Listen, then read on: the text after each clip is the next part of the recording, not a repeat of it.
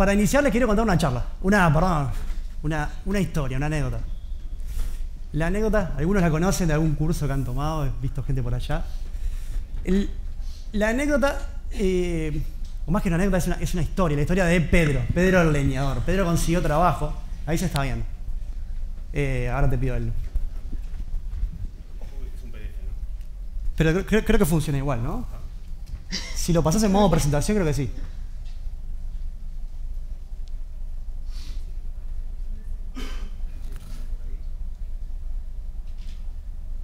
No.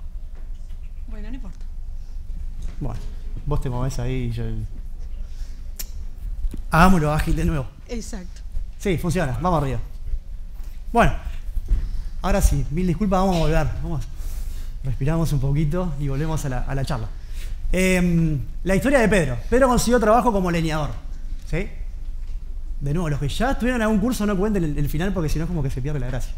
Pedro consiguió trabajo como leñador, ¿sí? Y en su primer día de trabajo arrancó con mucho ímpetu, ¿sí? Y empezó a talar árboles, ¿sí? Y taló, y le dio rápido y cada vez con mucho más ímpetu. Y al final de su primer jornada laboral había logrado talar algo así como 12 árboles. Al segundo día se levanta Pedro con mucho entusiasmo y dice, hoy voy dispuesto a ir al trabajo y tratar de superarme a mí mismo. ¿Sí? Entonces comienza a talar árboles Pedro en el segundo día y al final de la jornada, después de haber trabajado con mucho ímpetu, cada vez más, dándole con mucha intensidad, más rápido, había logrado talar algo así como 8 árboles. Pedro se va de su segunda jornada laboral, un poco angustiado, frustrado. ¿Se escucha mal?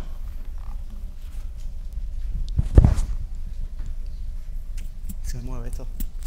Demasiado.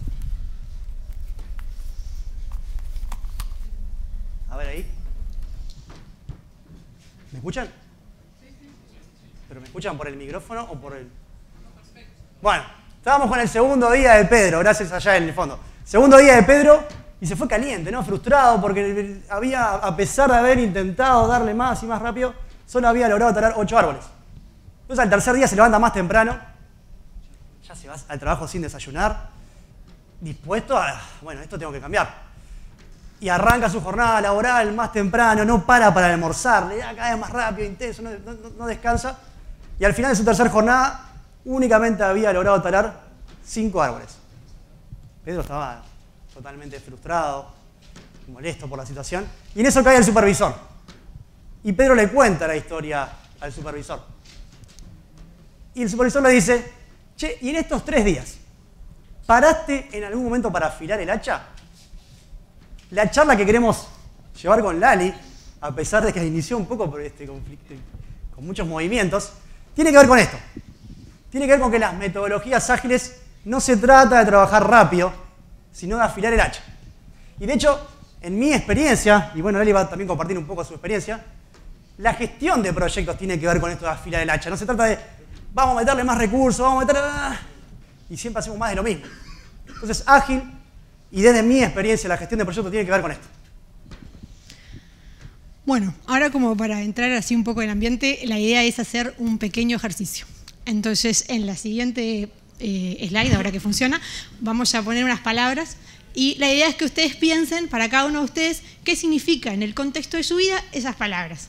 Y que la compartan con la persona al lado y después vamos a precisar un par de voluntarios que se animen a compartir con el resto. ¿Está claro?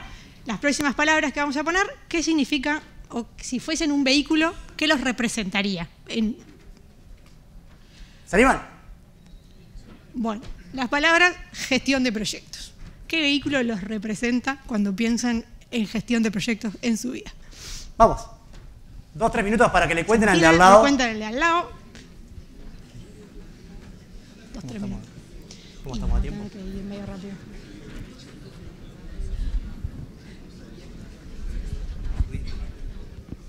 Seamos ágiles, vamos a adaptarnos. Ahora pone uno.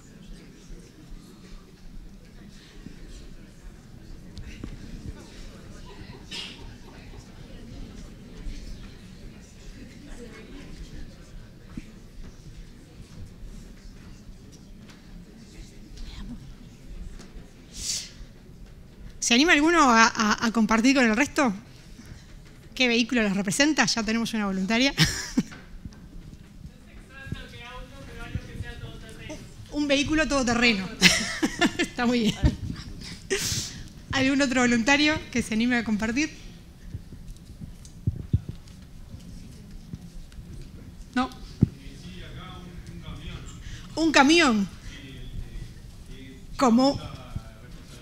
Ah, pensé que era como una topadora, que lleva mucho tiempo. Está muy bien. Bueno, la próxima imagen les representa un poco que no es un vehículo, es un animal. ¿Qué siento yo cuando pienso un poco en gestión de proyectos? ¿No? Pienso que soy así alguien que dice, ay, ¿por qué? ¿No? Mucha frustración de muchas veces que en última instancia no logro aquello que quería. Y un poco, bueno, pasar al siguiente. Mi nombre es Laura Ayar, capaz que está bueno a esta altura presentarnos. Yo hace muchos años, hace casi 20, que trabajo en desarrollo y gestión de proyectos GeNexus. Y me tocó en los últimos años vivir la transformación de una gestión más tradicional a metodologías ágiles, un camino que recorrimos junto con el Pato, que fue nuestro coach, y un poco de eso es que les vengo desde ese lugar les vengo a hablar hoy. Bueno, me dicen Pato, ya se dieron cuenta. Mi trayectoria, un poco resumida, fui desarrollador. En ese camino fue mutando mi perfil, me fui yendo más hacia la gestión de proyectos. Después me tocó, bueno, me fui del país, me tocó también gestionar un área que estaba iniciando, que era como un gran proyecto. Y después volví a Uruguay. Y en ese camino es que como que me fui haciendo muchas preguntas en esto de la gestión de proyectos, y un poco con la lámina que mostraba Lali, me pasaba eso también. De que a pesar de que hacía muchas cosas bien en cuanto a la gestión de proyectos, me quedaba la sensación a veces de que el cliente no estaba contento, ¿sí? De que no lograba encontrar como en esa gestión de proyectos, ¿cómo es eso de hacerlo que todas las partes ganemos? Y en esa búsqueda, hace unos años fundamos Peregrinus con una intención clara de generar equipos de alto rendimiento. Ese es como nuestro propósito. En las metodologías ágiles hemos encontrado, si se quiere, un gran aliado en esta búsqueda. Pero nuestro propósito es generar equipos de alto rendimiento más allá de que usen alguna metodología en particular. Algunas de las cuentas que se han sumado a este movimiento ágil, o como quieran llamarle, algunas ya tienen varios años, ¿sí? Y hay algunas cuantas más. Pero un poco queremos con Lali compartir, ¿sí? en pocos minutos que nos quedan, de que las metodologías ágiles tienen más que un proceso que uno busca casi que la receta y que te dice lo que tenés que ir haciendo permanentemente, lo que te dice es, esto va por otro lado. Es como un complemento. Vos podrías inclusive ser PM, y acá me estoy yendo capaz que en un terreno, ¿sí? Y esto va en el carril de cambio cultural, ¿sí? De cambiar el chip, de que puede ser un gran complemento a la hora de gestionar los proyectos.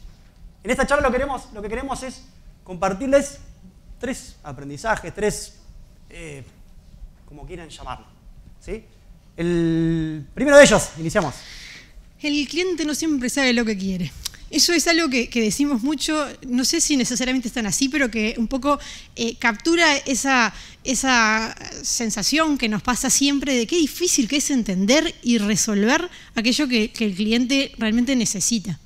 Y seguro que historias de las trincheras en donde hicimos algo y no era, tenemos todos. Yo particularmente, me acuerdo siempre una que me marcó mucho, que fue uno de mis primeros proyectos, en donde el cliente tenía un sistema, o quería un sistema para gestionar socios y ver si le pagaban la cuota y los que estaban morosos, como hacer un seguimiento.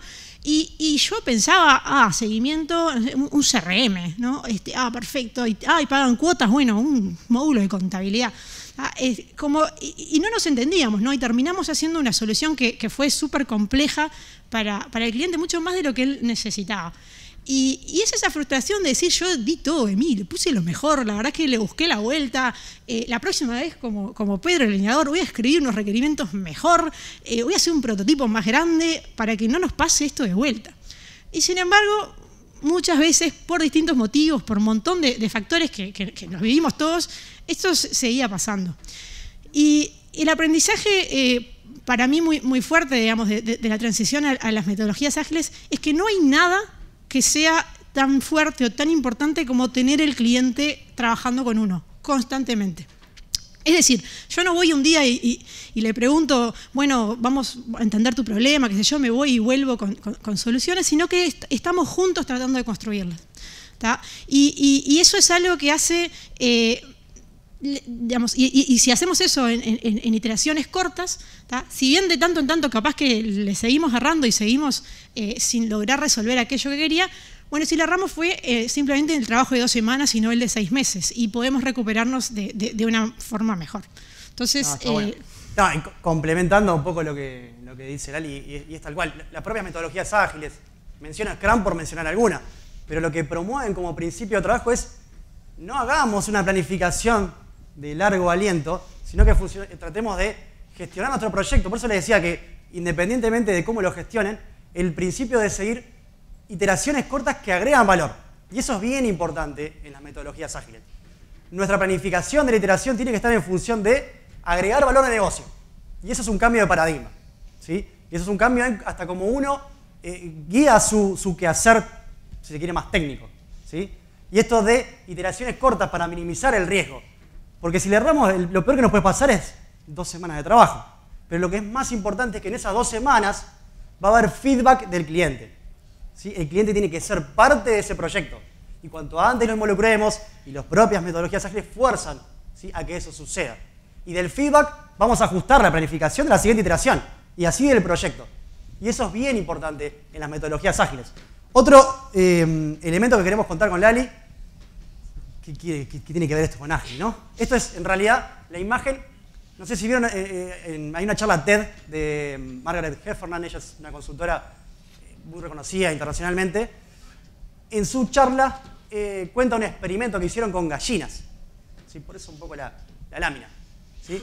En ese experimento lo que hicieron fue tratar de medir qué hacía a un equipo más productivo que otro.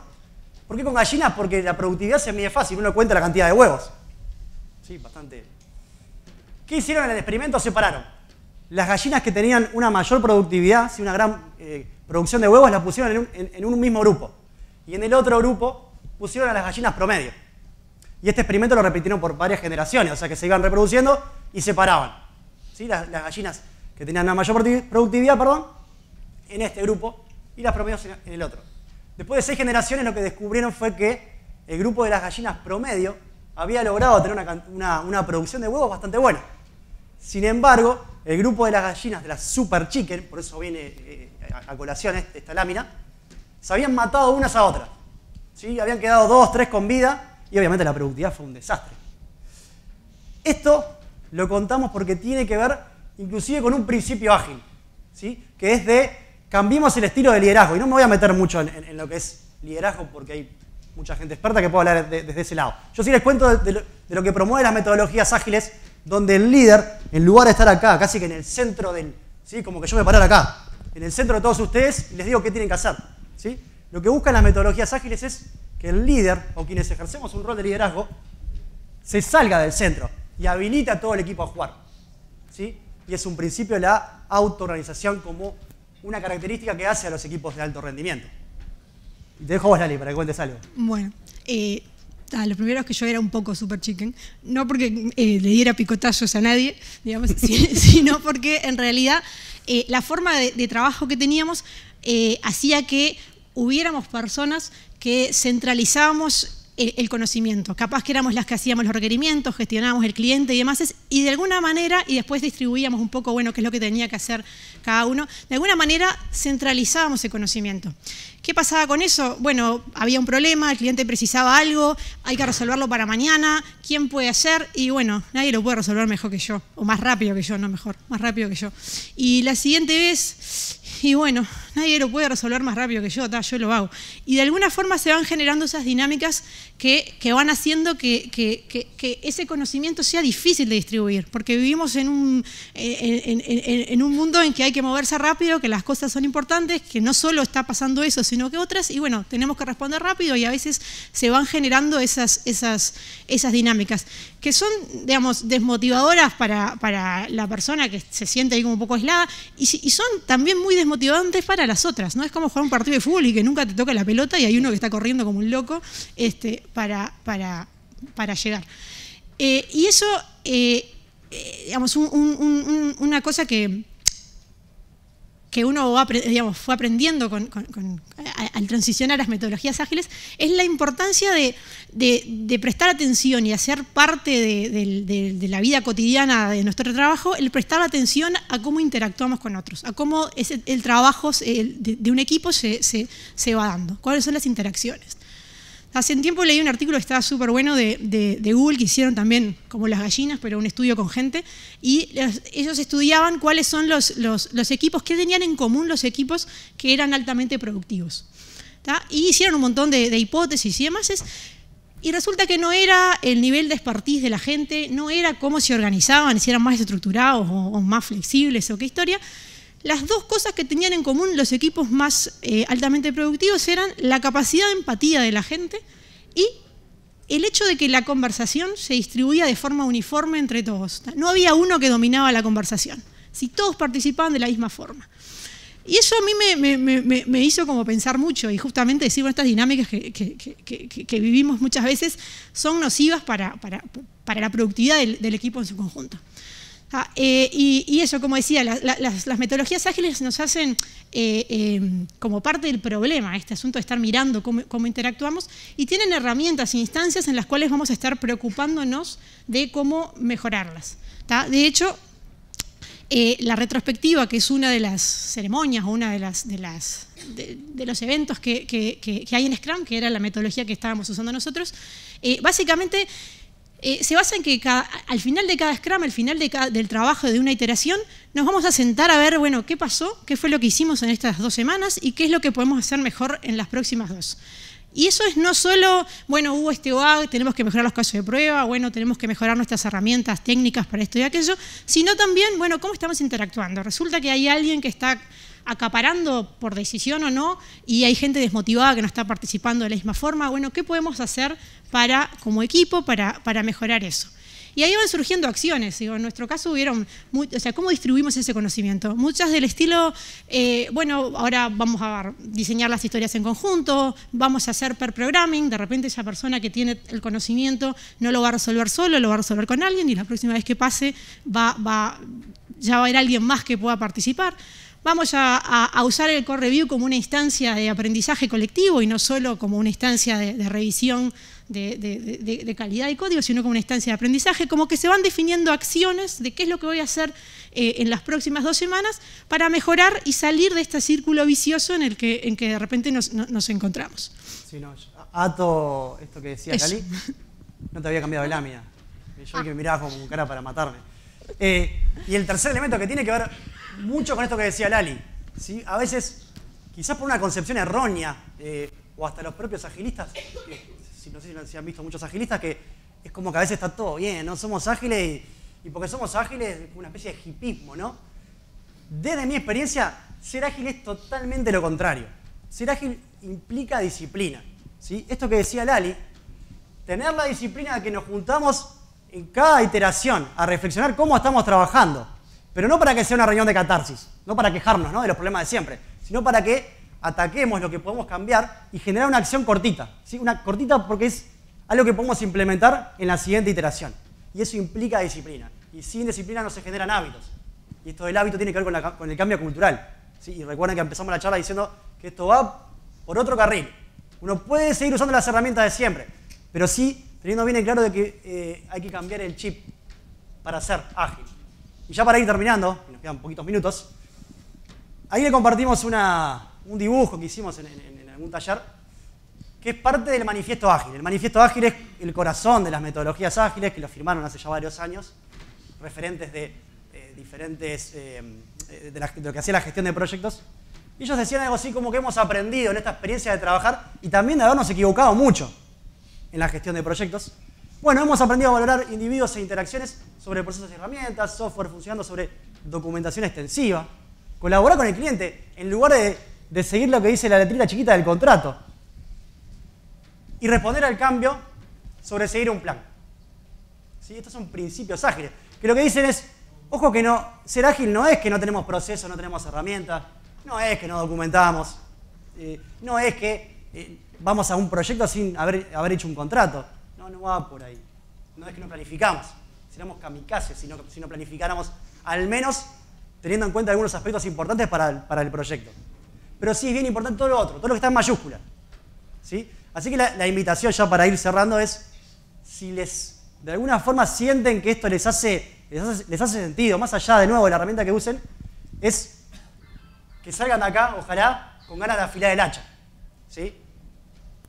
Y afilar el hacha, esto también es sacado de un coach que tuve, yo le pedí permiso para chorearle un poco chorearle es robar para los que no son de Uruguay. No nos crean nada, nosotros dos, ni a cualquiera que venga a decirles que, che, las metodologías, esto y lo otro, les va a cambiar. No, la propuesta, y ojalá salgan de acá con ganas de probar, ¿sí? No nos crean nada, pruébenlo, ¿sí? Proyecto chiquito, algo acotado, donde yo puedo minimizar el riesgo, donde tenga algunas personas que pueda involucrar, que sé que va a ser más proclive a que eso funcione. ¿Está bien? Así que, muchas gracias. Y quedamos...